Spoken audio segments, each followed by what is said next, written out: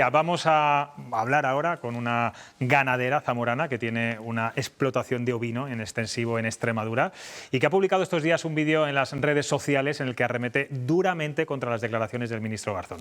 Se ha hecho viral y ha puesto voz al descontento del sector ganadero en toda España. Es curioso porque ella es abogada, trabajó en Zamora y llegó a ser la asesora jurídica de una gran empresa aquí en Valladolid y ahora es propietaria de una explotación familiar que cuenta con 6.000 cabezas puras de ovejas de raza merina, incluso ha recuperado la transhumancia como modelo productivo.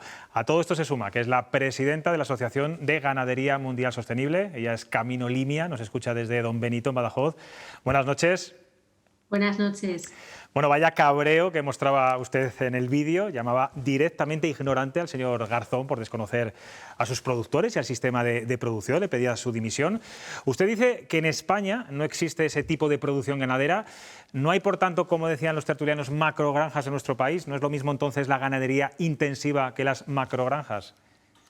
Bueno, yo creo que como siempre lo que hay que hablar es de datos. Entre las 10 granjas más grandes del mundo no hay ninguna española. Como sabéis, están en China o están en Australia. Entonces, aquí se está ejerciendo un debate que yo no sé por qué lo quieren llevar a lo político, de un lado, de otro, mientras la gente del campo, la gente de los pueblos lo estamos sufriendo y además lo está sufriendo la marca España. El modelo de intensivo en España es un modelo sostenible. Allá donde no lo haya, se tiene que castigar. Nadie, lo han dicho los otros contertulianos, que ningún ganadero, ningún agricultor, nadie que viva en los pueblos está a favor de esos modelos. Primero, porque no representan el sistema productivo español y, en segundo lugar, porque no existen como tal, ¿no? Y luego también la gente tiene que entender que el tamaño no tiene por qué llegar a significar que es algo malo. Hay granjas intensivas con un número de cabezas en España bastante alto y que son totalmente sostenibles. Entonces, mi gran preocupación y mi gran cabreo es por qué nos fijamos en aquellos que lo hacen mal y no nos fijamos en aquellos que lo hacen bien. Es posible hoy defender una ganadería extensiva como se defiende en Extremadura o en Castilla y León con un volumen importante de ovejas. La familia Ortiz, que es la familia a la que yo pertenezco, es una ganadería tradicional que viene pasándose de años atrás de hijo en hijo e hijo, que es la de mi pareja y donde yo trabajo, y es una ganadería con un volumen de ovejas, pero que es respetuosa con el medio. Yo creo que estáis detrás viendo estos ejemplares merinos y todo lo que tenemos detrás. Y es volumen, pero es un volumen que además devuelve a la tierra más de lo que se lleva. Entonces yo creo que ese es el debate que realmente la sociedad tiene que entender. Camino, Y dejarnos ya de juegos políticos porque se está jugando con el mundo rural, con la gente de los pueblos.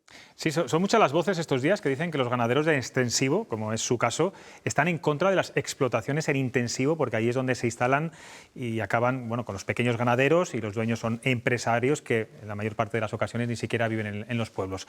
¿Qué le parece a usted? Bueno, pues yo te voy a ser muy clara. Yo creo que el consumo de la carne es un consumo necesario y vital para el ser humano. La ganadería extensivo hoy por hoy no está preparada para poder ofrecer carnes a todas las casas y luchar contra la ganadería intensiva sin buscar un modelo de transición, sin ayudarles a que sean más sostenibles, que es que hay proyectos, tenéis en la Universidad de Palencia que bueno, enarbola un proyecto magnífico, se llama el Life Hormone Trapping, donde ya consiguen secuestrar ese amoníaco para convertirlo en fertilizante ecológico. Entonces, creo que el modelo no es si realmente compiten con nosotros, si realmente eliminarlas va a generar que la carne hoy sea un producto de ricos y si nos podemos permitir eso en la dieta humana. Yo creo que el mensaje realmente es ese. Es Y la decir, libertad, sobre todo del consumidor y de los bolsillos de la gente. Tú ahora mismo vas a cualquier lineal y ves carne de extensivo con IGP, tierra de sabor, como tenemos en Castilla, y cuesta vender esos lineales y al lado tienes una marca blanca del mismo producto por ejemplo, sin esa especialización y se compra por la ama de casa porque igual hay una diferencia económica importante. Entonces, no nos podemos olvidar de la libertad del consumidor y sobre todo de la economía de la gente normal, que no podemos igual comer productos extensivos todos los días de la semana, y la carne es un alimento esencial. Y no lo digo yo, lo dice la ONU. España es el país con mayor consumo de carne, y eso va asociado a la esperanza de vida. Es decir, que lo que está diciendo Camino... Es que hablamos de cambio climático. Sí, Camino, lo que está diciendo de alguna manera es que si todo fuera extensivo, no se podría producir tanta carne para la demanda que hay mundialmente. No, y además competiríamos con una cantidad de animales que lo que vendrían a hacer es a generar un sistema totalmente insostenible. Competirían nuestras vacas y nuestras ovejas con especies salvajes que también tienen que vivir en el medio. Entonces, el debate yo creo que se tiene que centrar y se tiene que poner un sentido común y, evidentemente, trabajar hacia lo sostenible, que es la meta de cualquier productor. Entonces, ¿que hay competencia? Pues no sé hasta qué punto, porque los productos están muy identificados y además creo que el modelo, ¿no?, de estas políticas ecologistas, no de ecólogos, o sea, no de científicos, sino más bien de chamanes, no es coger y terminar con el problema cerrando esas granjas, sino es ayudarles a un modelo de transición energético sostenible y buscar o investigar en cómo se puede producir o cómo se pueden pues solucionar esos problemas convertidos, purines y demás, que ya se están haciendo. Por ir aclarando... Hay granjas fuera de España, por ejemplo, en Indiana hay una granja magnífica, son 30.000 vacas, no tiene nada que ver con lo que hay en España, que no pasa la mayor de unas 6.000 vacas, donde están en unas condiciones sanitarias envidiables y donde todos esos vertidos, todos esos subproductos se convierten en energía limpia. O sea, realmente... ese es el modelo en el que el gobierno, de la mano de sus productores, tiene que trabajar para conseguir, pues poder atender esa demanda y poder generar pues un producto de carnes accesibles a todas las familias. Camino, por ir avanzando, porque hay muchas cuestiones y muchas dudas que se han dicho estos días. En el vídeo que usted publicaba, también decía que hoy por hoy los ganaderos españoles son capaces de poner encima de las mesas de todo el mundo la carne con mayor garantía sanitaria y de calidad mundial. ¿No hay entonces diferencia de calidad entre la carne de extensivo e intensivo? No digo que sea de mala calidad, sino de peor calidad, como decía el ministro. Hay una diferencia por el método productivo. Nuestras carnes de la dehesa son magníficas en nutrientes, se crían de una forma única y evidentemente que hay una mayor calidad. Pero eso no quiere decir que las otras carnes sean malas. O sea, el debate no puede ser eso. O sea, realmente nuestro modelo de carne de extensivo, tanto en Castilla y León como en Extremadura, es una de las mejores carnes del mundo. Yo he sido también gerente de industria cárnica y te puedo decir que el control sanitario que tenemos durante todo el proceso, los productores españoles, pero no solo en la carne, sino también en la agricultura, son los más exigentes del mundo. Y eso está ahí. Y por eso tenemos ese nombre. Y por eso las amas de casa, cuando ven en un lineal un chuletero de cerdo ibérico o un chuletero de duroc, bueno, pues en algunos momentos se van al duroc porque es un precio económico y no está reñido con la calidad o que sea una mala carne. Por hablar del porcino, en momentos importantes y cuando los bolsillos lo permiten, que a mí es lo que más me preocupa, que todo el mundo pueda comer carne. Pues podremos hacer un exceso y hablar de unas carnes, pues premium, como es la carne de la dehesa. Aunque estaba muy enfadada en ese vídeo, que como decía se ha hecho viral, ¿usted de verdad cree que estas declaraciones en el diario británico The Guardian pueden dañar la imagen de la carne española y por lo tanto perjudicará a las exportaciones de nuestros productos? Pues sí, yo estoy muy cabreada porque creo que si un ministro, el que sea, de la índole que sea, considera que hay que cambiar un modelo productivo, como bien ha dicho hoy el ministro de Agricultura, tendrá que reunirse con su homólogo o en el Consejo de Ministros y buscar una transición. Lo que no se puede lanzar es una opinión en un medio internacional diciendo además estas falsedades que evidentemente ha afectado. Yo he tenido llamadas, preguntas de compañeros además en Inglaterra que llegaban a pensar que España era más o menos como China o como Australia. Entonces, claro, cuando conocen el proyecto de Merino Spain, de la familia Ortiz, me llamaban asombrados, o sea, porque claro, ellos asocian España con extensivo, con Condesa, con naturalidad, con biodiversidad, y claro, les ha chocado muchísimo. Entonces ese fue mi cabreo y igual me dejé ir demasiado, pero bueno, la gente de campo somos así, muchas veces nos pone el corazón y las ganas de defender lo nuestro. En cualquier caso, ¿cree que habría que llevar a cabo un debate sereno, como en otras partes de Europa, ante las dudas existentes en el trato animal y la contaminación que generan estas granjas, o ya está todo suficientemente regulado y controlado? No, yo creo que hay que llegar a un debate conjunto donde todas las fuerzas políticas se sienten con los productores, con quien corresponda, y trabajar en un modelo donde la inversión, todos esos maravillosos fondos europeos que ahora llegan a España, se traduzcan en buscar tecnologías, en buscar fórmulas para que nuestros ganaderos, los de intensivo y los de intensivo, resuelvan sus problemas, cada uno tenemos los nuestros, y abogar por que España sea potencia mundial de la carne. Ese es mi sueño y el de muchos productores, y creo que además no lo merecemos. Camino, decía hoy el ministro Planas también un dato que mucha gente desconoce, y es que precisamente en la ganadería es donde más gente joven se incorpora y más mujeres. Permíteme que le pregunte, ¿por qué dejó usted su trabajo como asesora jurídica en una gran empresa aquí en Valladolid para dedicarse a la ganadería? Porque no es un caso muy habitual. Bueno, a ver,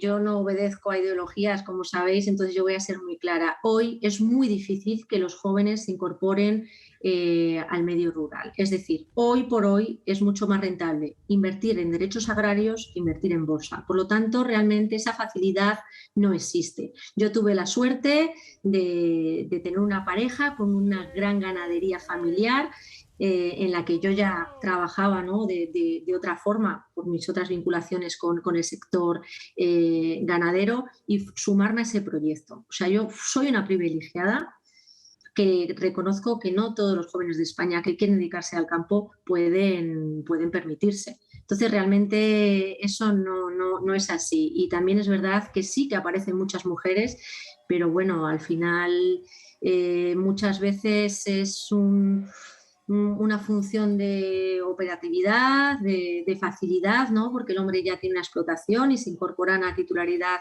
compartida, pero realmente no podemos decir que es fácil, porque no lo es. No hay tierras, no hay facilidades, las ayudas de incorporación no son lo que debían ser, y sobre todo si los grandes fondos de inversión están manejando nuestros suelos y no permiten que sean accesibles, pues es muy difícil que la gente se incorpore. Pues es muy interesante escucharla. Tengo aquí a tres tertulianos, un agricultor, un experto en agricultura y una periodista que también sabe mucho de campo. Les paso la palabra a ellos. Nacho Falces. Hola, ¿qué tal, Camino? Nos conocemos ya. Hola. De estas líderes. Hola, Nacho. Desde hace tiempo que nos conocemos. Y la ganadería la conozco y conozco lo que están trabajando para sacar adelante un tema como el merino y lo que están luchando por el merino español. Yo creo que hablamos mucho de vacas bajas, pero creo que el problema real del sector puede ser más la no incorporación de jóvenes. Ahora mismo si mi hijo quiere ser agricultor, es prácticamente imposible que sea agricultor. Las inversiones que se tienen que realizar son brutales. No sé, ¿qué podíamos buscar, qué fórmulas podíamos buscar para conseguir que un joven se incorporase? Y luego un tema importante que lo he comentado antes también, si no crees que el sector tiene que comunicar más, tiene que contar más lo que hace, lo bien que lo hace, y que el consumidor conozca realmente de dónde viene esa carne en este caso, o ese azúcar en otro momento, o esas hortalizas. Yo creo que lo principal, y yo soy una persona joven que tengo la suerte de trabajar en una ganadería también de gente joven, los jóvenes tienen que entender que la ganadería no es algo del pasado. Ten en cuenta que la gente que hoy está en las ciudades y que se ha ido a las ciudades, hace 2 generaciones eran pastores y eran gente de campo, y todavía cuando vuelven a los pueblos se acuerdan, ¿no?, de la carne de la abuela, y se acuerdan de esas actividades. Pero claro, si hemos estado tantos años diciéndole no te quedes en el campo, vete a la ciudad, ahora mismo ese trabajo hay que pelearlo muchísimo. Sabes que, por ejemplo, nosotros en nuestro caso difundimos mucho a nivel de canal de YouTube, enseñando el proyecto, enseñando cómo trabajamos con drones, cómo trabajamos con tecnología, porque realmente es una actividad, ¿cómo te diría yo?, que entusiasma a los jóvenes. Y si somos además capaces de enseñarle lo que es la ganadería regenerativa, que es el modelo por el que yo apuesto y por el que apuesta la Asociación Mundial de Ganadería, yo creo que los jóvenes acabarán incorporándose, porque ya no solo el productor vende carne, sino es que además ofrecemos servicios ecosistémicos de alto valor, realmente cuidamos el planeta. Y esa es una información que no está llegando en España, que sí hay otros países como Argentina, como Costa Rica, que están consiguiendo trasladar ese mensaje, y yo creo que ese mensaje desde medios como el tuyo, que es magnífico, tenemos que recalcar a los jóvenes para decirles que ser ganadero hoy es cuidar el medio ambiente también. Y creo que ese es el primer paso. Y el segundo paso, trabajar de otra forma, más amena. Es duro el campo, pero hay que intentar adaptarse a las tecnologías y sobre todo entender que esa imagen, ¿no?, que tenemos del pastor durmiendo al lado de las ovejas es muy dura, ¿no? Entonces hay que intentar ser capaces de trasladar eso a los jóvenes y motivarles. Y yo creo que mayor motivación que decirle que estás dando de comer a la sociedad un producto sano y que además estás cuidando tu medio ambiente, creo que es el futuro para que los jóvenes lo entiendan. Y Camino, ¿esa labor de comunicación no correspondería también de alguna forma a los sindicatos agrarios? Sí, sí, por supuesto. Es que esto es una tarea, es un problema de todos, de todos los partidos políticos, de todas las organizaciones agrarias y de todos los productores. Elena. Bueno, un par de cuestiones. La primera, relacionado, Camino, buenas noches, con lo que acabas de apuntar, relacionado con la tecnología. Es verdad que la tecnología falta en nuestro campo, en nuestro medio rural, y quizás sí sería un buen motivo para llamar la atención de nuestros jóvenes. Ahí partimos, ¿no? Porque si hay una palabra que no ha salido esta noche de momento es la despoblación, y yo creo que está muy relacionado y muy vinculado, ¿no? Pero mi pregunta iba por otro lado. ¿Cuál crees, Camino, que es el mayor enemigo ahora mismo de la ganadería sostenible? ¿La posibilidad de que se instalen macrogranjas o la fabricación de carne, como se está haciendo en Israel y también ya se está haciendo en España, la carne artificial? Bueno, yo soy muy clara en estas cuestiones, creo que quien me sigue lo sabe. Detrás de todo esto realmente hay un lobby, no un lobby ganadero, es el lobby de la industria artificial. Esto es algo que está orquestado. Tener en cuenta que ya Churchill en el año 1960, en su tratado de aquí a esta parte, decía que comeríamos pollos sin tener que criarlos, y detrás de todo esto es esa razón. Estoy contigo completamente y además estoy convencida porque competimos con ellos con el terreno donde van a querer plantar su soja transgénica para poder producir esa carne de laboratorio que además ni va a ser sostenible ni va a ser buena para el ser humano. Entonces, ese realmente es el trasfondo. Estoy contigo completamente de acuerdo y te agradezco que lo hayas sacado a la palestra. Alejandro, por último. Hola, buenas noches, Camino. Buenas noches. Sí, yo quería comentar varias cosas. Lo primero, que yo creo que hay que transmitir que, por ejemplo, afortunadamente el ganadero hoy no es como podía ser el ganadero hace 50 años. Yo recuerdo las ovejas que estaban en apriscos de mala manera, ahora están en naves. Recuerdo cuando había que esparcir la basura, se esparcía a horca, ahora se hace con remolques esparcidores. Pero aún así, lo que creo que la gente no es consciente, que el oficio de ganadero es un oficio esclavo. Es un oficio esclavo porque yo un día lo hablaba aquí de forma bastante gráfica. El ganadero tiene a su padre en el tanatorio y se tiene que ir a ordeñar. Un ganadero no sabe lo que es una vaca, es el mayor chollo para la seguridad social, porque no se coge una vaca aunque esté medio muerto. Entonces es un trabajo esclavo y yo creo que socialmente no está bien visto. Aquí se está hablando, por un lado, del extensivo, que por ejemplo alguna provincia de Castilla y León, como me ocurre Salamanca, tiene mucho. Se está hablando de macrogranjas, pero creo que hay en el medio algo como es la explotación ganadera familiar, y muchos se olvidan de ella. No estamos hablando de decir, pues es que tiene 6.000 marranos, o no, es un señor que tiene 1.000 ovejas y con 1.000 ovejas vive, y a lo mejor son de un par de hermanos o similares, y eso se está olvidando todo el mundo de ella. O sea, a mí me preocupa la poca valoración social del oficio.